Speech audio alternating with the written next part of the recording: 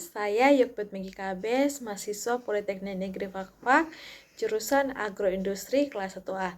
Di sini saya akan membuat video materi tentang enzimatis, apel menjadi coklat, dan reaksi pencoklatan no enzimatis, warna coklat pada selai.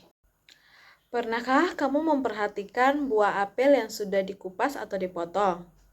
Biasanya daging buah apel yang dipotong akan terlihat berwarna kecoklatan. Kamu tahu tidak apa namanya proses perubahan warna tersebut? Proses perubahan berwarna kecoklatan pada buah apel disebut dengan browning process. Browning process ini hanya terjadi pada buah-buahan seperti apel, salak, dan pisang. Browning proses juga dapat terjadi pada bahan makanan lainnya, seperti gula, pala, kentan, dan roti tawar. Nah, proses pencoklatan atau browning process pada makanan dapat dibagi menjadi dua, yaitu enzimatis dan no-enzimatis. Proses pencoklatan enzimatis biasanya terjadi karena adanya aktivitas enzim pada buah-buahan yang mengandung substrat fenolik.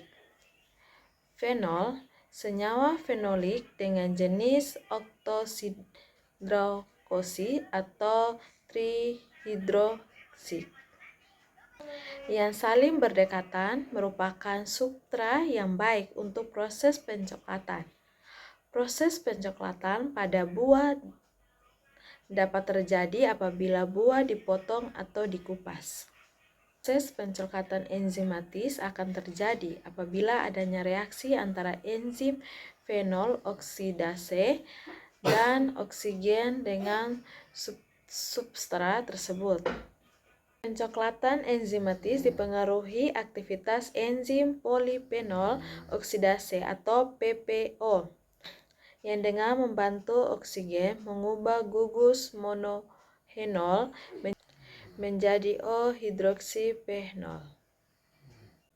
Selanjutnya diubah lagi menjadi okiono.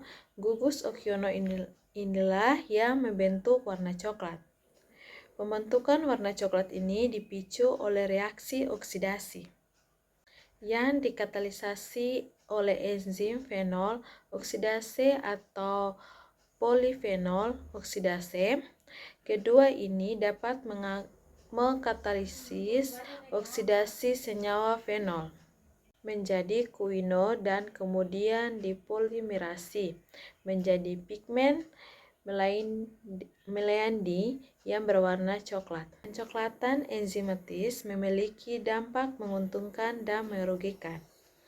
Dampak merugikan akibat pencoklatan enzimatis antara lain menurunkan penerimaan sensori, mengurangi kualitas buah atau produk makanan segar, hingga dapat menurunkan nilai ekonomisnya. Memberikan karakteristik warna coklat keemasan pada buah-buahan yang telah dikeringkan. Sementara itu, dampak menguntungkan daripada pencoklatan enzimatis yaitu seperti kismis, buah pir, dan buah aram. Lalu, apakah kecepatan perubahan pencoklatan enzimatis pada makanan dapat dihambat? Iya. Adapun cara konvensional yang dapat kamu lakukan adalah berendam buah atau makanan lainnya ke dalam air larutan sulfit dengan konsentrasi yang direkomendasikan antara 200 hingga 300 ppm atau 0,2 sampai 0,3 ml. Nah, itu dia seputar browning proses enzimatis. Selanjutnya kita akan ke browning proses no enzimatis. Sesuai dengan namanya, browning proses atau proses pencoklatan no enzimatis merupakan proses pencoklatan tanpa pengaruh enzim.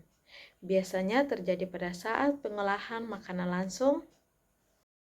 Pada umumnya ada 3 macam reaksi pencoklatan no enzimatis.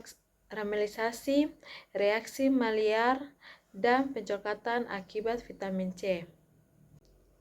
Contoh proses pencoklatan no-enzimatis ini dapat dilihat pada proses karamelisasi gula. Pada proses pencoklatan pada gula disebabkan oleh gula reduksi. Bertemunya gula reduksi dan asam amino, penyusun protein pada suhu tinggi dan waktu lama.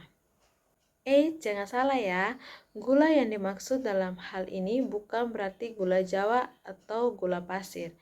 Gula yang dimaksud merupakan bagian dari karbohidrat. Contohnya tepung terigu dan patil. Merupakan gula kompleks yang biasa disebut dengan polisakarida.